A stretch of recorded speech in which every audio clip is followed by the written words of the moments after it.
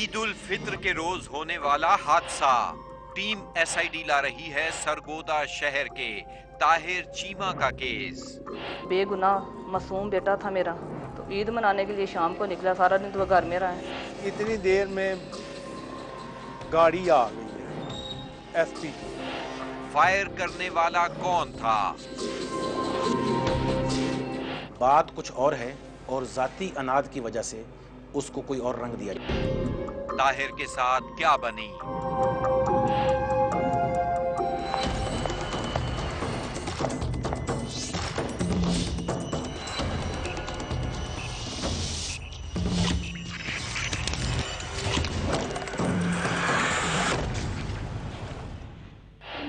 اگست 2012 کی 20 تاریخ، یہ تھی یکم شوال، عید الفطر کی پرمسرت شام۔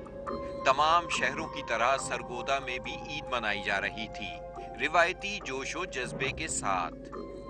لوگ اپنے بچوں اور خاندان کے دیگر افراد کے ساتھ شام ڈھلے پارکوں اور کھانے پینے کی مشہور جگہوں پر موجود تھے۔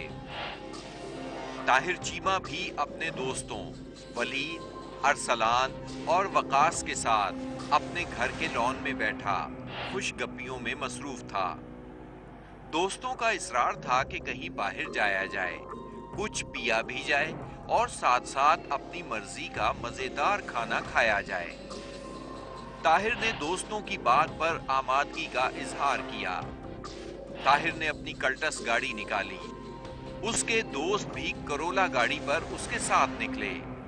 انہوں نے کچھ دیر سڑکوں پر گاڑیاں گھمائیں، پھر وہ سرگودا شہر کے ایک سرکاری گیسٹ ہاؤس سرکٹ ہاؤس کے پاس آ گئے۔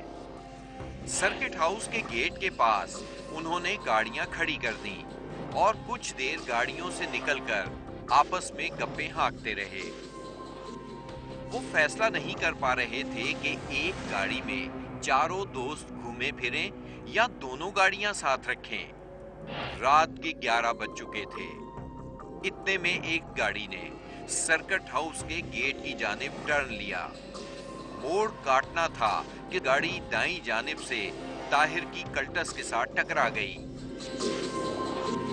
گاڑی کی ڈرائیونگ سیٹ پر بیٹھا ہوا شخص سفید لباس میں ملبوس تھا۔ وہ غصے کے عالم میں باہر آیا اور چاروں دوستوں پر برس پڑا۔ اس کا کہنا تھا کہ تم نوجوانوں کو گاڑی پارک کرنے کی تمیز نہیں ہے، تمہیں کس نے گاڑی چلانا سکھایا ہے؟ طاہر اور اس کے دوستوں نے محسوس کیا کہ یہ شخص اس وقت شراب کے نشے میں دھت ہے۔ انہوں نے اچانک بگڑتی ہوئی صورتحال کو سنبھالنے کی کوشش کی، مگر مبینہ طور پر شراب کے نشے میں دھت وہ شخص سمجھنے کی بجائے گالیاں دینے پر اتر آیا۔ طاہر نے اسے کہا کہ راستہ تو کافی تھا، آپ کی گاڑی آرام سے نکل سکتی تھی۔ ایک تو غلطی آپ کی ہے، دوسرا آپ اب گالیاں بھی ہمیں دے رہے ہیں، کیا یہ اچھی بات ہے؟ اس آدمی نے یہ بات سنی تو بھاگتا ہوا اپنی گاڑی کی طرف گیا، گاڑی کا دروازہ کھول کر ایک پسٹل نکالا اور گالیاں دیتے ہوئے فائرنگ شروع کر دی۔ طاہر اور اس کے دوست اس اچانک حملے سے گھبرا گئے اور الٹے پاؤں بھاگے۔ طاہر نے اپنی گاڑی کی طرف آنے کی کوشش کی تاکہ وہ گاڑی کو سٹارٹ کرے اور بھگا لے جائے، مگر اسی دوران ایک فائر اس کے دائیں کندھے کے نیچے پسلیوں کی پچھلی جانب سے لگا۔ طاہر زمین پر گر کر تڑپنے لگا۔ اس کے منہ سے صرف اتنا ہی نکلا، مجھے گولی لگ گئی ہے، مگر اس کے دوست اس کی یہ بات نہیں سن سکے۔ سفید کپڑوں میں ملبوس وہ آدمی برابر فائر کر رہا تھا۔ اس کے پستول سے کل 10 فائر نکلے۔ اسی دوران طاہر کا دوست ولید کلٹس گاڑی میں بیٹھا، وہ انتہائی گھبرایا ہوا تھا۔ اچانک اس کی نظر پڑی قریب ہی اندھیرے میں تڑپتے ہوئے طاہر پر۔ طاہر نے ایک ہاتھ ولید کی جانب بلند کیا اور کہا میری مدد کرو۔ ولید نے گاڑی دوڑا دی اور فرار ہونے میں کامیاب ہو گیا، مگر اس نے راستے ہی میں کال کی 1122 پر اور بتایا کہ ایک شخص سرکٹ ہاؤس کے گیٹ پر زخمی پڑا ہے، اسے جلد از جلد اسپتال لے جایا جائے۔ अरसलान और वकास की गाड़ी के दोनों टायर गोलियों का निशाना बन चुके थे, इसीलिए गाड़ी रुक चुकी थी। वो दोनों घबराए हुए गाड़ी के पीछे छुपे हुए थे।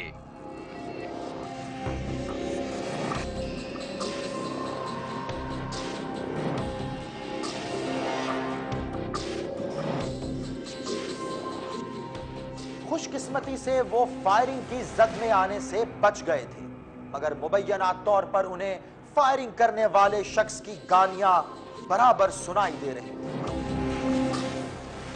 इतने में ही पुलिस वहां आ मौजूद हुई। फायरिंग करने वाले शख्स ने उन्हें कहा कि उस करोला गाड़ी के पीछे छुपे हुए दोनों लड़के फायरिंग करने और जमीन पर गिरे हुए लड़के को जख्मी करने के जिम्मेदार हैं, उन्हें पकड़ लो। 2 पुलिस कांस्टेबल गाड़ी के पीछे जान के खौफ से छुपे अरसलान और वकास को निकाल लाए। उन्होंने दोनों को गर्दन से पकड़ा हुआ था। दोनों लड़के इस कदर डरे हुए थे, खौफ से उनके पसीने छूट रहे थे। पुलिस ने उन्हें हथकड़ियां डाली।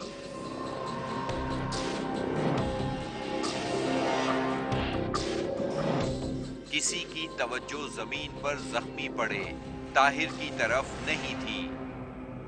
कुछ ही देर में रेस्क्यू 1122 की गाड़ी वहां आ गई।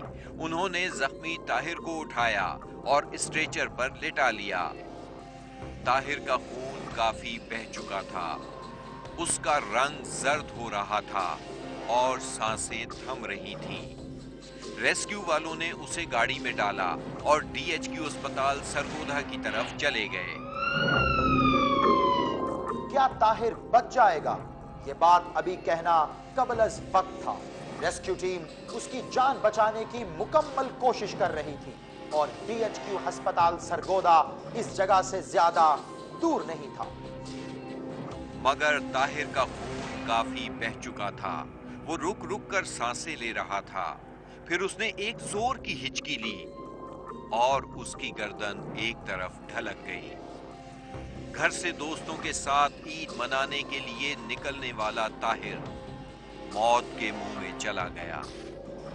उसकी खुशियां अधूरी रह गईं। रेस्क्यू वालों ने उसकी नब्ज देखी, नब्ज थम चुकी थी। इसी दौरान रेस्क्यू की गाड़ी अस्पताल के गेट से अंदर दाखिल हुई, मगर अब देर हो चुकी थी। ताहिर महमूद चीमा मर गया। उसकी मौत अचानक हुई या किसी सोची समझी स्कीम का नतीजा थी? वो फायरिंग करने वाला शख्स कौन था?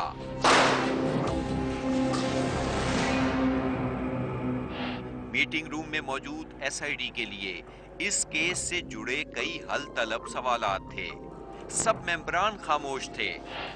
उनकी नजरें मीटिंग रूम में मौजूद टीवी स्क्रीन की तरफ लगी थी, जिस पर नजर आ रही थी मकतूल ताहिर महमूद चीमा की तस्वीर। मूसा हैदर ने एक गहरा सांस लेकर इस खामोशी को तोड़ा। 23 साल का ये नौजवान, इसका नाम ताहिर महमूद चीमा है। हमें इसी के केस पर काम करना है। टीम SID, आपने अच्छी तरह जाना कि इस लड़के का कत्ल किन हालात में हुआ था। सवालात बहुत सारे हैं और उनके जवाब हमें तलाश करना है। सबसे पहले तो यह देखना है कि आया इसका कत्ल अचानक हुआ या उसके पीछे कोई बना बनाया प्लान है। रफी, इस केस को लेकर आपने और मैंने काफी डिस्कशन की है। मैं चाहता हूं कि आप उस डिस्कशन से तमाम टीम को आगाह करें। सर, ताहिर की मौत किन हालात में हुई उससे मेरे साथी मेंबरान कुछ ना कुछ वाकिफ हो ही गए हैं। सवाल यह है कि जिस सफ़ेद लिबास वाले की बात सुन के पुलिस ने ताहिर के दोनों दोस्तों को हिरासत में लिया, वो सफ़ेद लिबास वाला कौन था? ताहिर जब गोली लगकर तड़प रहा था, उसे तड़पने क्यों दिया गया? और ताहिर की फैमिली उसकी मौत के बाद किन हालात का शिकार हुई? ये सब सवालात हमें जानने हैं। और सर, मैं गाड़ी का बम्पर टकराने पर एक शख्स का अंधाधुंध फायरिंग करना और ये ना सोचना कि उसके इस अमल से किसी बेगुनाह की जान जा सकती है, इन तमाम चीज़ों के पीछे कोई ऐसी बात है जिसे लोगों के सामने लाना ज़रूरी है। और जब वो बात सामने आएगी तो मेरे ख्याल में ताहिर की मौत से भी पर्दा उठाएगी। सर, सर्किट हाउस VIPs की टेम्परेरी रिहाइशगाह के तौर पर इस्तेमाल होता है और उसकी सिक्योरिटी किस किस्म की है और ये सिक्योरिटी उस दिन कहाँ थी? जाहिर है कि 10 गन शॉट्स कम नहीं है और सिक्योरिटी तो एक गन शॉट पर ही रेड हो जाती है। عمر، سرگودا میں موجود سرکٹ ہاؤس VIPs کے لیے ضرور ہے، مگر آپ یہ سن کر حیران ہوں گے کہ وہاں 1 یا 2 گارڈز ہوتے ہیں اور وہ بھی عمارت کے اندر۔ سیکیورٹی کے حوالے سے یہ ایک شرمناک بات ہے۔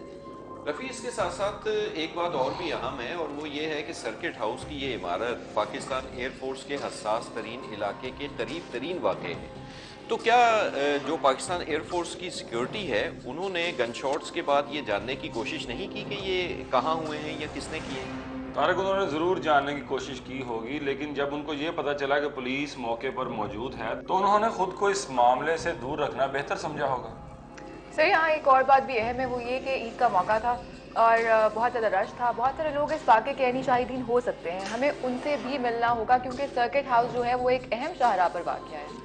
جی امبر، آپ ٹھیک کہہ رہی ہیں، ہمیں اس کیس کی انویسٹیگیشن کے لیے سرگودا جانا ہوگا، ان تمام لوگوں سے ملنا ہوگا جن کا تعلق اس کیس سے کسی بھی طرح جڑتا ہے، ان سے تمام معلومات لینی ہوں گی، تبھی ہماری انویسٹیگیشن صحیح رخ پر ہو سکتی ہے۔ ٹیم SID آپ سرگودا جانے کی تیاری کریں، البتہ طارق اور عمر آپ یہیں آفس میں رہیں گے تاکہ دوسرے کیس پر کام کر سکیں۔ ہم کل صبح 7 بجے سرگودا کے لیے نکلیں گے۔ Now this meeting is over.